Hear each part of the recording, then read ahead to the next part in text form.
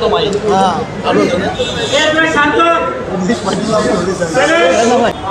त्यांनी पुढे सुरू ठेवलेली आहे.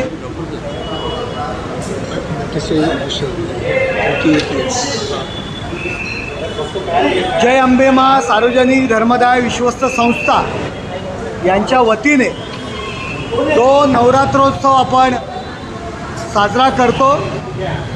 त्या नवरात्रोत्सवाची पूर्वतयारी पाहण्याकरता आणि त्याची जी काही डेकोरेशन आहे ते लोकांपर्यंत पोचवण्याकरता आज तुम्हाला या ठिकाणी बोलवलेलं आहे. येत्या रविवारी देवीचं आगमन होणार आहे आणि आपण पाहताय या ठिकाणी जी प्रतिकृती आपण उभारतोय ती प्रतिकृती अयोध्या येथे जे राम मंदिर होणार आहे आणि त्या राम मंदिराची हुबेहूब प्रतिकृती इथे आपण साकारतोय. लोकांना ती पाहायला मिळावी या उद्देशाने भव्य असं हे राम मंदिर या ठिकाणी आपण उभारतोय.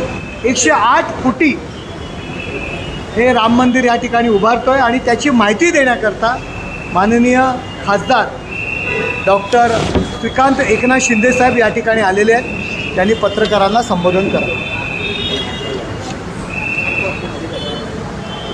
सगळ्यांचं धन्यवाद व्यक्त करतो की सगळे पत्रकार या ठिकाणी उपस्थित झालेले आहेत. या ठिकाणी आपण दरवर्षीप्रमाणे याही वर्षी नवरात्र उत्सव जो आहे हा मोठ्या उत्साहात आपण साजरा करणार आहोत.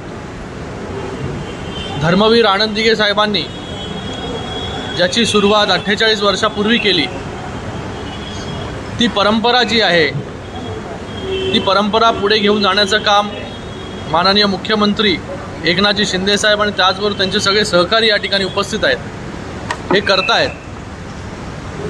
आणि या देवीचं दर्शन घेण्यासाठी लांबून लांबून लोक जी आहेत ते त्या ठिकाणी येत असतात. एक सांस्कृतिक चळवळ, एक परंपरा आपण याला म्हणूया की या परंपरेशी लाखो लोक जी आहेत हे जोडली गेलेली आहेत इतक्या वर्षांमध्ये. आणि ह्या वर्षी खास काय तर ह्या वर्षी जे आहे हे यावर्षी आपण प्रभू श्रीरामांचं राम मंदिर जे आहे ज्या अयोध्यामध्ये उभारलं जातं आहे त्याची प्रतिकृती जी आहे त्याचं डेकोरेशन जे आहे ते आपण या ठिकाणी आज ठाण्यामध्ये करतोय. आज आपण त्याच्यामध्ये त्या मंडपामध्येच उभे आहोत. ज्या राम मंदिराची आपण गेले अनेक वर्ष वाट पाहत होतो ते राम मंदिर जे आहे आज या ठिकाणी उभारलं जातं आहे. म्हणूनच आज आम्हीही आणि माननीय मुख्यमंत्री एकनाथजी शिंदे साहेबांनी ठरवलं की यावेळेस जे आहे हे राम मंदिराची प्रतिकृती या ठिकाणी उभी केली पाहिजे. आपण लोकांनाही कळलं पाहिजे की कशा प्रकारे राम मंदिर जे आहे ते भव्य दिव्य हे अयोध्यामध्ये त्या ठिकाणी बनतं आहे. आज हा 9 दिवसाचा कार्यक्रम होत असताना याच्यामध्ये विविध मान्यवर जे आहेत हे या ठिकाणी येत असतात, दर्शन घेत असतात. एक वेगळी परंपरा जी आहे या नवरात्र उत्सवाला आहे. लांबून लांबून लोक जी आहेत या ठिकाणी येत असतात. विविध कार्यक्रम आम्ही या ठिकाणी घेतो आणि ही चळवळ जी आहे ही गेले अनेक वर्ष अशीच सुरू आहे. ती पुढेही जी आहे येणाऱ्या 2 वर्षामध्ये मला वाटतं बरोबर ना 50 वर्ष पूर्ण करेल. तेव्हाही मोठ्या उत्साहामध्ये जे आहे हा आपण कार्यक्रम जो आहे हे नवरात्र उत्सव जी आहे ती साजरी करणार आहोत. मला वाटतं डिटेल जे आहे हे मंदिर कसं असणार आहे, किती फूट उंच आहे, हे मंदिर जे आहे हे कला दिग्दर्शक अमन विधाते हे जे आहेत हे या ठिकाणी करतायत. वेगवेगळ्या भागामध्ये जे आहे ह्या मंदिराचं काम जे आहे ते सुरू होतं आणि आता हे जर फायनल स्टेजमध्ये हे मंदिर जे आहे ते बनण्यामध्ये आता फायनल स्टेजमध्ये आहे. हे उद्यापर्यंत आपल्याला पूर्ण झालेलं पाहायला मिळेल आणि त्याच्यानंतर देवीचा जागर जो आहे हा या ठिकाणी सुरू होईल. मला वाटतं अजून मस्के सर आपल्याला काय बोलायचं असेल तर आपण या मंदिरामध्ये किमान हे मंदिर बनवण्याकरता 350 किंवा त्याच्यापेक्षा जास्त लोक या ठिकाणी काम करतात, अहोरात्र काम करत आहेत. मुख्य गाभारा हा 40 बाय 40 फुटाचा असून त्याच्यावर मूळ मंदिरामध्ये जे आता मंदिर साकारतं आहे त्यातील सगळ्या गोष्टी या ठिकाणी आपण अंतर्भाव केलेला आहे. पूर्णपणे सभामंडप वगैरे सगळ्यात सेम टू सेम ज्या पद्धतीमध्ये अयोध्यामध्ये राम मंदिर तयार होतं आहे, सेम टू सेम मंदिर या ठिकाणी आपण साकारतो आहे. आणि याचं छत हे 40 बाय 60 फुटाचं छत आहे. 32 छोटे मोठे कोरीव खांब आपण या ठिकाणी आपण करतो आहे. दुर्गा मातेचं जे मखर हे पण सुवर्णांकित आहे. त्याचबरोबर बाहेर जे जे वातावरण तयार करणार आहोत त्याच्यामध्ये आपण पूर्णपणे वानर सेना हे आपण तयार करणार आहोत. गेट्स आणि ह्याच्या माध्यमातून जी राम मंदिराच्या आणि प्रभू रामचंद्रांचे जे सेवक होते अशा पद्धतीने विविध सामाजिक उपक्रमसुद्धा या उत्सवाच्या दरम्यान आपण आयोजित करत असतो. आरोग्य शिबिरं, रक्तदान शिबिर असे अनेक प्रकारे आपण या ठिकाणी करत असतो. आणि तुम्हाला माहिती आहे फक्त ठाण्यातून नव्हे, महाराष्ट्राच्या कानाकोपऱ्यातूनच नव्हे तर संपूर्ण देशातून खास देवीच्या दर्शनाकरता ही मंडळी लोक भाविक या ठिकाणी येत असतात आणि देवीचं दर्शन या ठिकाणी घेत असतात.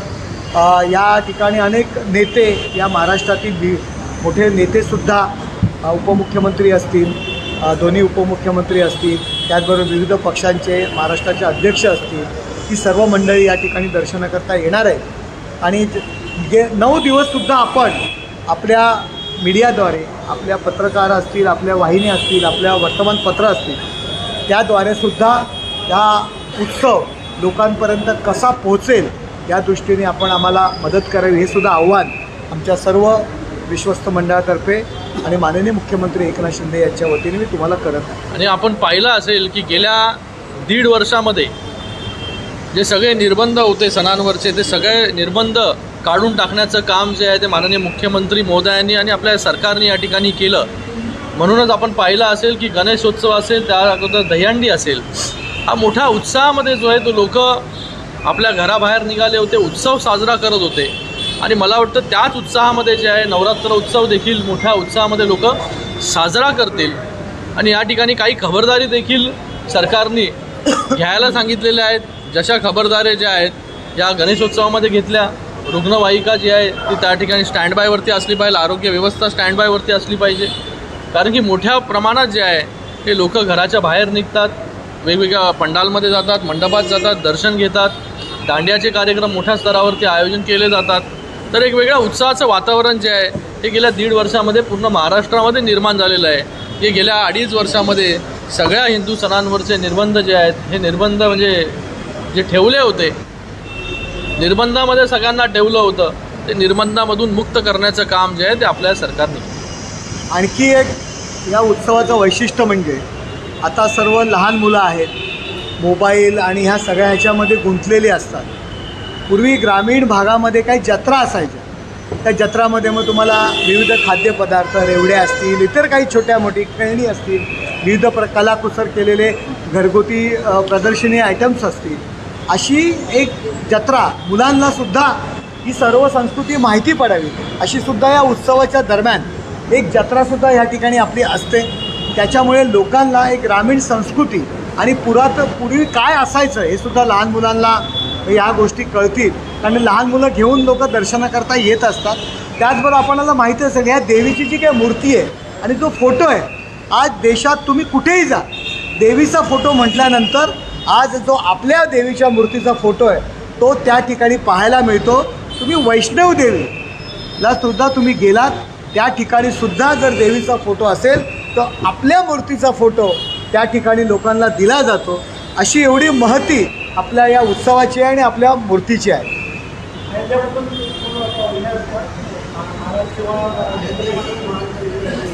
हो, येतील.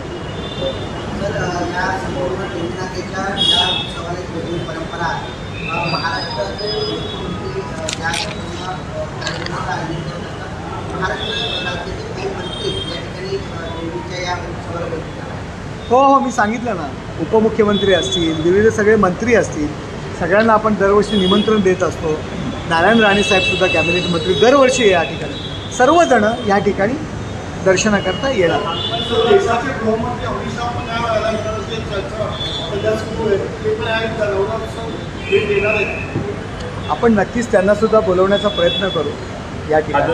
लक्ष वेधे अशा प्रकारचा आगमन सोहळा असतो. यंदा काही राज्याची संस्कृती दर्शक नव्याने ढोल ताशा पथक असतील किंवा त्यांची प्रत्येक राज्याची संस्कृती कशी प्रकारची राहिली असणार काय यंदा वेगळा असणार? नक्कीच दरवर्षी जे आहे हे आपण वेगवेगळं काहीतरी करायचा प्रयत्न त्या ठिकाणी करतो. आपली संस्कृती जी आहे ती पुढच्या पिढीपर्यंत गेले पाहिजे, यंगस्टर्सपर्यंत गेला पाहिजे. त्याच्यासाठी आपण ती एक यात्रा मिरवणूक काढत असतो. त्या मिरवणुकीमध्ये वेगवेगळे वेशभूषा करून लोक असतात. वेगवेगळ्या भागातून महाराष्ट्राच्या जे आहे हे त्या ठिकाणी येतात. वारळी संस्कृती त्या ठिकाणी असते, आदिवासींचा नृत्य जे आहे ते त्या ठिकाणी असतं. हे वेगवेगळे आणि ढोलताशा पथक तर असतंच आपलं.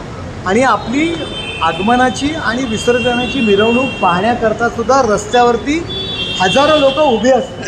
या उत्सवाचं हेच वैशिष्ट्य आहे की दिघे साहेबांनी हा उत्सव त्या पद्धतीत सुरू केला आणि त्या उत्सवामध्ये आणखी त्याला एक चांगलं रूप आणण्याचा प्रयत्न माननीय मुख्यमंत्री एकनाथ शिंदेसाहेब यांनी केला.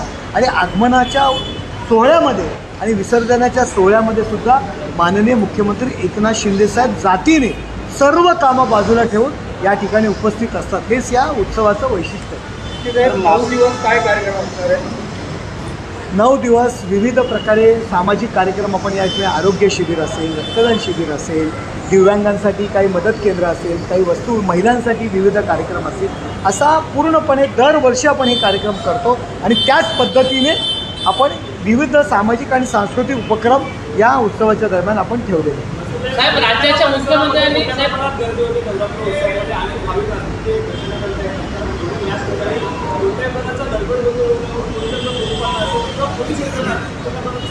पूर्णपणे सुरक्षिततेची येणाऱ्या भाविकाच्या सुरक्षिततेची काळजी या ठिकाणी घेण्यात येते आणि ती घेण्यात येणार आहे. साहेब राज्याचे मुख्यमंत्र्यांनी कालच एक बैठक घेतली ज्यामध्ये सांगितलं आहे की नवरात्र उत्सव मंडळांनी काय काय काळजी घ्यायची आणि कोणकोणत्या प्रकारची काळजी घ्यायची. मग ज्यामध्ये ॲम्ब्युलन्सची सेवा असतील किंवा आरोग्य सेवा डॉक्टर असतील किंवा इतर गोष्टी असतील. तर या मंडळ माननीय साहेबांच्या अधिवेशनामध्ये काम करतं त्यामध्ये कशा प्रकारे या संपूर्ण सेवा असतात? या मंडळाच्या तुम्हाला माहिती आहे की या देवीचं मंदिर आहे, त्याच्या पाठीमागे प्रथमोपचार केंद्र असतं. या ठिकाणी आपली ॲम्ब्युलन्स असते, डॉक्टर्स असतात, नर्स असतात. ही संपूर्णपणे काळजी सुरक्षित लाईन लावण्याच्या दृष्टीने संपूर्णपणे काळजी दरवर्षी लाखो भाविक या ठिकाणी येत असतात आणि त्यांची काळजी घेतली जाते. आणि देवीच्या आशीर्वादाने, देवीच्या कृपेने अजून एकही अशी कुठली घटना वेगळी झालेली नाही आहे. आणि नवरात्रोत्सव मंडळांकरता आम्ही मागणीसुद्धा केलेली आहे महानगरपालिका आयुक्तांकडे की ज्या पद्धतीने गणपती मंदिरांना आपण मंडप आणि ह्याचे काही चार्जेस करत होतो ते चार्जेस माफ केले होते. माननीय मुख्यमंत्रीसुद्धा त्यांच्याकडेसुद्धा आम्ही मागणी केलेली आहे आणि उद्या किंवा परवा ती घोषणासुद्धा होईल की आपण ते मंडळांचे चार्जेस माफ करावे. अशा पद्धतीने आम्ही ठाणे महापालिकेकडे आम्ही मागणी केलेली आणि ती लवकरच ती मान्यसुद्धा होईल. मागच्या वेळेस राज ठाकरे आले होते, शक्ती प्रदर्शन झालं होतं इथं, फक्त राजकीय रंग आला होता त्यामुळे नक्कीच महाआरती या ठिकाणी झाली होती. हे बघा, फक्त ह्या हा देवीचा उत्सव आहे. देवीची मूर्ती या ठिकाणी असते. देवीचा आशीर्वाद आणि धर्मवीर आनंद दिघे साहेबांनी सुरू केलेला हा उत्सव आहे. तो पुढे माननीय मुख्यमंत्री एकनाथ शिंदे साहेब यांच्या नेतृत्वाखाली हा उत्सव या ठिकाणी सुरू आहे. आता कोण जर भाविक एकनाथ शिंदे साहेब ज्यांनी जो उत्सव आता जो सुरू आहे त्यांच्या नेतृत्वाखाली त्या कार्यक्रमाला आल्या असतील तर त्यांचं या ठिकाणी आम्ही स्वागतच केलं. गावात येणाऱ्या निवडणुका बघतात शिवसेनेतून पडलेले, त्यामुळे खरंच चिन्ह आणि पक्ष तुम्हाला मिळालं. मात्र सुद्धा येणाऱ्या काळात आता आजच्या या नवरात्रात देखील शक्ती प्रदर्शन मोठ्या प्रमाणात होण्याची शक्यता देखील वर्तवली जाते. त्यामुळे कुठेतरी राजकीय रंग पुन्हा एकदा या देवीच्या नवरात्रात दिसून येणार. आपण बघा आज चांगल्या कामासाठी या ठिकाणी बसलेलो आहे आणि आज धार्मिक माहिती जी आहे ती आपल्याला या पंडालची मंडपाची आपण जे काय करतोय राम मंदिर आणि उत्सवाची माहिती मला वाटते या ठिकाणी आपण देतोय. आणि बाकी वेळ तर आपण 24 तास एकमेकांच्या संपर्कात आहोत पॉलिटिक्स बोलण्यासाठी. मला वाटतं तेव्हा आपण बोलूया ते आज मला वाटतं आज जो आहे तो मेसेज क्लिअर या ठिकाणी गेला पाहिजे. या ठिकाणी धार्मिक उत्सव या ठिकाणी साजरा होतो आहे. ज्या उत्सवांवरती पूर्णपणे निर्बंध टाकण्यात आले होते ते उत्सव जे आहेत हे गेल्या 1.5 वर्षामध्ये जे आहे मोठ्या थाटामाटात लोक जे आहेत साजरा करतायत आणि येणाऱ्या काळामध्ये अजून जोशामध्ये जे आहे उत्सवामध्ये जे आहेत उत्साहामध्ये जे आहेत हे उत्सव जे आहेत ते साजरे केले जातील. तर पॉलिटिक्स जे आहे ते आपण बोलत राहू. साहेब, यंदा राम मंदिराची विकासासाठी का निवड केली? बघा, मला वाटतं प्रत्येक भाविक जो आहे प्रत्येकाचं जे एक नाही प्रत्येकाच्या मनामध्ये होतं की राम मंदिर कधी बनणार, राम मंदिर कधी बनणार ह्याची आतुरतेने लोक वाट पाहत होते. आणि आज ते राम मंदिर त्या ठिकाणी बनतं आहे अयोध्येमध्ये. आणि मला वाटतं जेव्हा ते बनेल तेव्हा मोठ्या संख्येमध्ये भाविक त्या ठिकाणी जातील आणि त्या राम मंदिराचं आकर्षण जे आहे ते सगळ्यांना आहे. म्हणूनच आज आम्हालाही त्याचं आकर्षण आहे. म्हणूनच आम्ही आज हा राम मंदिराचा विषय जो आहे तो या ठिकाणी निवडला आणि त्या ठिकाणी आपल्या लहान मुलांना पुढच्या पिढीला जे आहे ते या ठिकाणी येऊन पाहता येईल की बाबा होणारं राम मंदिर जे आहे हे कसं दिसणार आहे, कसं असणार आहे. एक सगळ्यांना क्युरियोसिटी असते की कशा प्रकारे जे आहे ते एवढं मोठं भव्यदिव्य राम मंदिर बनतं आहे ते कसं असणार आहे. आणि प्रत्येकाला लगेचच तिकडे जाता येणार नाही, तर त्यांना एक वेगळा फील जो आहे तो या ठिकाणी त्यांना एक वेगळा अनुभव जो आहे तो या ठिकाणी घेता येईल. पहिली भेट देखील टेमी नाकाकडनं पाठवण्यात आली होती. सेवकांचं योगदान होतं तसं फक्त त्या योगदानाकडे आणि आज राम मंदिर बनतं देखील मोठं योगदान आहे. मला वाटतं दिघे साहेबांच्या वेळेस त्या ठिकाणी जी आहे ही वीट देण्याचं काम जे आहे ते त्या ठिकाणी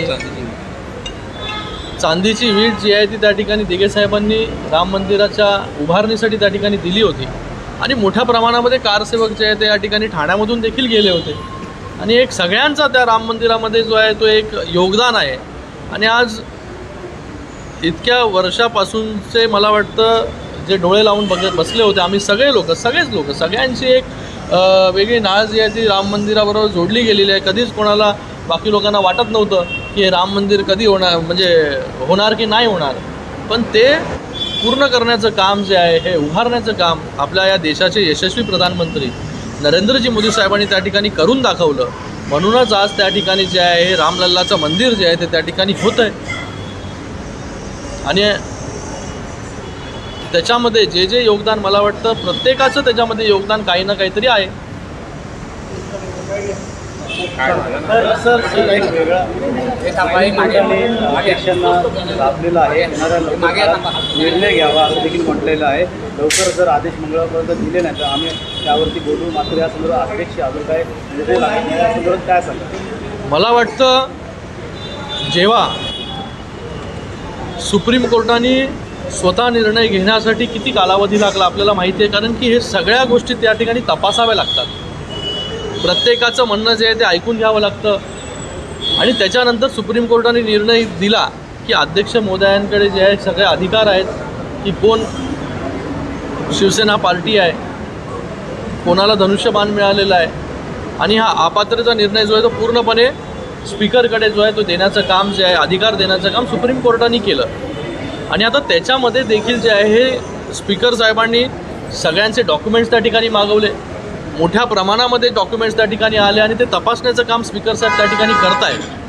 आणि मला वाटतं ती एक प्रोसिजर असते. त्या प्रोसिजर त्याला एक वेळ जो लागणार तो वेळ त्या ठिकाणी लागणार आहे.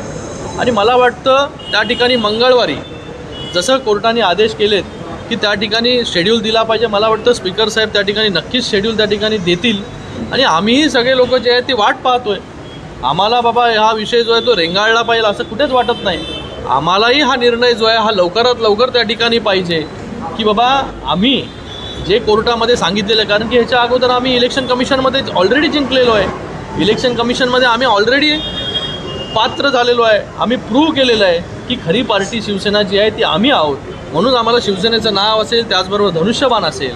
आणि त्याचबरोबर कोर्टाने जसं आदेशित जे आहे ते स्पीकर साहेबांनी त्या ठिकाणी केलेलं आहे. मला वाटतं स्पीकर महोदय जे आहे हे मंगळवार त्या ठिकाणी नक्कीच त्या ठिकाणी शेड्यूल देतील. आणि लवकरात लवकर जो आहे हा जो काही निर्णय आहे हा स्पीकर महोदय तो आहे तो त्या ठिकाणी घेतील. सर दसरा मेळावा सर्वांचं लक्ष लागलेलं आहे. कसं असणार आहे दसरा? शक्ती प्रदर्शन असणार कधी सर्वांना? आणि प्रत्येक वेळेस आता नवरात्रामध्ये पण तुम्हाला शक्ती प्रदर्शन दिसतंय, दसरा मेळाव्यामध्ये पण शक्ती प्रदर्शन दिसतंय. मला वाटतं दसरा मेळावा जो आहे हा विचारांचं सोनं जे आहे हे लुटण्यासाठी प्रत्येक शिवसैनिक, प्रत्येक लोक जी आहेत ती त्या ठिकाणी गेल्या अनेक वर्षाची परंपरा आहे. आणि याही वर्षी जे आहे हा दसरा मेळावा शिंदेसाहेबांच्या नेतृत्वाखाली जो आहे हा त्या ठिकाणी हिंदुत्वाचे विचार लुटण्यासाठी जे आहे हे जे प्रत्येक शिवसैनिकाला ऐकायचं आहे ते ऐकण्यासाठी लाखोंच्या संख्येमध्ये जे आहे ते पूर्ण महाराष्ट्रामधून लोक त्या ठिकाणी येतील. काही लोकांनी जे आहे हे गेल्या वर्षी आपण पाहिलं असेल की कशा प्रकारे जो आहे तो दसरा मेळावा त्या ठिकाणी साजरा केला. आणि त्या ठिकाणी नेहमी बाळासाहेब ज्या दसरा मेळाव्यामध्ये काँग्रेसला गाडण्याचं काम म्हणजे बोलत होते आणि त्यांनी नेहमीच जे आहे हे काँग्रेसवरती जे आहे काँग्रेस कशा प्रकारे जे आहे हे देशाला नाचवण्याचं काम आणि त्याचबरोबर कशा प्रकारे विचार जे आहे हे काँग्रेसबद्दलचे जे आहे हे माननीय शिवसेना प्रमुख बाळासाहेब ठाकरे यांनी त्या ठिकाणी मांडले. आता आपल्याला बघायचं आहे की यावेळेस जे आहे हे जे म्हणतात की आम्ही वारसदार आहोत, भले ते प्रॉपर्टीचे वारसदार असतील त्या ठिकाणी, ते काय विचार त्या ठिकाणी मांडतात की ज्या शिवाजी पार्कवरती बाळासाहेबांनी नेहमी काँग्रेसच्या विरोधामध्ये जे आहे ती भूमिका आपली त्या ठिकाणी मांडली, आज त्यांचेच वंशज जे आहे हे त्या ठिकाणी कशा प्रकारे काँग्रेसबद्दलचे मला वाटतं त्यांच्या काँग्रेस कशी वाढली पाहिजे देशामध्ये, काँग्रेस कसं त्याचं महाराष्ट्रामध्ये वाढली पाहिजे हे विचार जे आहे ते मला वाटतं त्या ठिकाणी मांडले जातील. कारण की हिंदुत्व असेल, आयडिओलॉजी असेल, या सगळ्या गोष्टी ज्या आहेत बाळासाहेबांचे विचार असतील हे सगळे जे आहेत हे तोडून मोडून भाषणात गुंडाळून जे आहेत ते फेकून दिलेले आहेत. आता यांना कुठलं आयडिओलॉजी राहिलेलं नाही आहे, कुठले हिंदुत्वाचे विचार राहिलेले नाही आहेत. तर आज खऱ्या अर्थाने बाळासाहेबांचे विचार पुढे घेऊन जाण्याचं काम माननीय मुख्यमंत्री एकनाथजी शिंदेसाहेब त्या ठिकाणी करत आहेत. आणि ते आपण गेल्या वेळेस देखील पाहिलं BKCमध्ये आणि यावेळेस देखील आपण पाहाल की बाळासाहेबांच्या विचारांचे खरे वारसदार जे आहे हे कोण आहेत आणि बाळासाहेबांचे विचार जे आहे हे पुढे घेऊन जाण्याचं काम जे आहे हे खऱ्या अर्थाने कोण करत आहे. संजय राऊतांचं म्हणणं आहे की तुमचे विचार जे आहेत ते भंगार असणार आहे असं देखील म्हणतोय. त्यामुळे नक्कीच अरे ज्याची संजय राऊत मुळात मला बघा काही लोकांवरती ना बोलायला आवडत नाही. मला वाटतं मस्के साहेब नीट उत्तर त्यांना देतील. संजय राऊत मुळात स्वतः भंगार मनोवृत्तीचे आहेत. उद्धव ठाकरे आणि त्यांच्याबरोबरच्या जी काही शिल्लक सेनेमध्ये असलेली जी काही मंडळी आहे त्यांना भंगारामध्ये नेऊन ठेवण्याचं काम हे संजय राऊतांनी केलेलं आहे. शिवसेना त्यांनी पूर्णपणे जी मूळ हिंदुत्व विचाराची शिवसेना होती ती बाजूला त्यांच्यामुळे झालेली आहे आणि उद्धव ठाकरे आणि या मंडळींना काँग्रेस आणि राष्ट्रवादी विचारसरणीच्या लोकांच्या घरामध्ये भंगार म्हणून ठेवलेलं आहे. त्यामुळे त्यांना आम्हाला भंगार बोलण्याचा अधिकार नाही आहे. मुळात ते स्वतः भंगार मनोवृत्तीचे आपण पाहिलं आहे की हा माणूस जी मृतांच्या टाळूवरचं लोणी खाण्याचं कामसुद्धा त्यांनी केलेलं आहे. जी मृतांना जी बॉडी बॅग आपण मृतच्या शरीरावरती आपण जे ठाणे महापालिकेने 350 रुपयाला घेतली, 450 रुपयाला घेतली ती बॉडी बॅग त्यांनी 6800 रुपयाला घेतलेली आहे. जी खिचडी जी कोविडच्या रुग्णांना दिली जाते 300 ग्रॅमची खिचडी म्हणून आपण टेंडर घेतलं आणि 100 ग्रॅम खिचडी आपण देत होतो. तो खिचडी पुरवठादार आहे, त्यांनी सांगितलेलं त्याचं अकाउंट तपासलं गेलेलं आहे. त्याच्या अकाउंट्समधले पैसे माननीय संजय राऊत यांच्या कुटुंबियांच्या अकाउंटवर ट्रान्सफर झालेले आहेत. म्हणजे लोकांना रुग्णांना देणारी खिचडी असते, खाण्याचं जे पदार्थ आहे त्यातसुद्धा कट मारण्याचं काम संजय राऊतांनी केलेलं आहे. मग ही मनोवृत्ती कुठली आहे? ही भंगारी मनोवृत्ती आहे. त्यामुळे भंगारी मनोवृत्तीचे संजय राऊत आहेत आणि उद्धव ठाकरे आणि ह्या मंडळींना काँग्रेस राष्ट्रवादीच्या गोदामामध्ये भंगारप्रमाणे एका साईडला नेऊन त्यांनी ठेवलेलं आहे. तर 20 तारखेला नाशिकमध्ये शिवसेना मोर्चा काढणार आहे.